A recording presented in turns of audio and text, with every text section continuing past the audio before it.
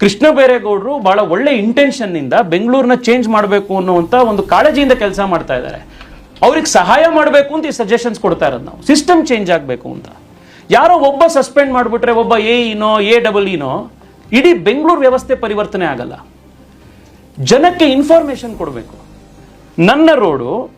ನನ್ನ road history, ಈ ರಸ್ತೆ ಯಾವಾಗ ಲಾಸ್ಟ್ ಹಾಕಿದ್ರು, ಈ ರಸ್ತೆಯಲ್ಲಿ ಯಾವಾಗ ಈಗಿರುವಂತ ರಸ್ತೆ ಪೀರಿಯಡ್, ಮೇಂಟೆನೆನ್ಸ್ ಪೀರಿಯಡ್ ಎಷ್ಟು ದಿವಸ ತನಕ ಇದೆ, ಇದನ್ನ ಬೆಂಗಳೂರಿನಲ್ಲಿರುವಂತ ಟೆಕ್ ಟ್ಯಾಲೆಂಟಿಗೆ ನೀವು ಒಂದು ವಾರದಲ್ಲಿ ಈ ಡ್ಯಾಶ್ ಬೋರ್ಡ್ನ ನೀವು ರೆಡಿ ಮಾಡಬಹುದು. ಒಂದೇ ಒಂದು ವಾರದಲ್ಲಿ ಅಷ್ಟು ಜನ ವಾಲಂಟಿಯರ್ಸ್ ಬರ್ತಾರೆ. ಬೆಂಗಳೂರಿನಲ್ಲಿ ಇದನ್ನ ನಾವು ಮಾಡ್ಕೊಡ್ತೀವಿ, ಬೆಂಗಳೂರಿಗೆ ಇದು ಉಪಯೋಗ ಆಗುತ್ತೆ ಅಂತ.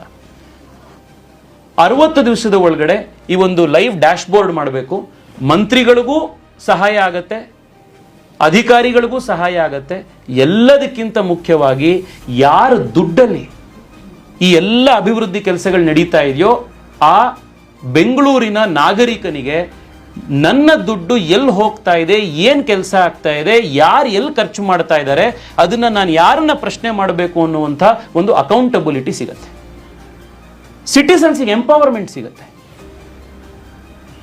ನಮ್ಮ ಮನೆ ಇರುವಂತ ರಸ್ತೆಯಲ್ಲಿ 4 ರೋಡ್ನಲ್ಲಿ ಯಾವುದೋ ಒಂದು ಕೆಲಸ ಆಗ್ತಾ ಇದೆ, ಸುಮ್ಮನೆ ಯಾವುದೋ ರಸ್ತೆ ಈಗ ಓಪನ್ ಆಗಿ ಮೊನ್ನೆ ನಿಮ್ಮ ಟಿವಿಗಳಲ್ಲೇ ಬಂತು, ಕಡಬಗೆರೆ ಚಲಗಟ್ಟ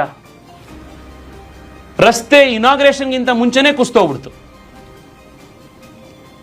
ಒಂದ್ ರೀತಿ ನೋಡಿದ್ರೆ ಒಂದೊಂಥರ ಜನಾನುರಾಗಿ ಸರ್ಕಾರ ಅಂತಾನೆ ಅನ್ಸುತ್ತೆ. ಏಕೆಂದ್ರೆ ಈಗ ಅಕಸ್ಮಾತ್ ಏನಾದರೂ ಶುರುವಾದ ಮೇಲೆ ಅದು ಕುಸ್ತಿದ್ದಿದ್ರೆ ಹಾನಿ, ಜೀವಾಪಾಯ ಇವು ಎಲ್ಲ ಇರ್ತಾ ಇತ್ತು, ಪರಿಹಾರ ಕೊಡಬೇಕಾಗಿರೋದು ಇದೆಲ್ಲ ಇರೋದು.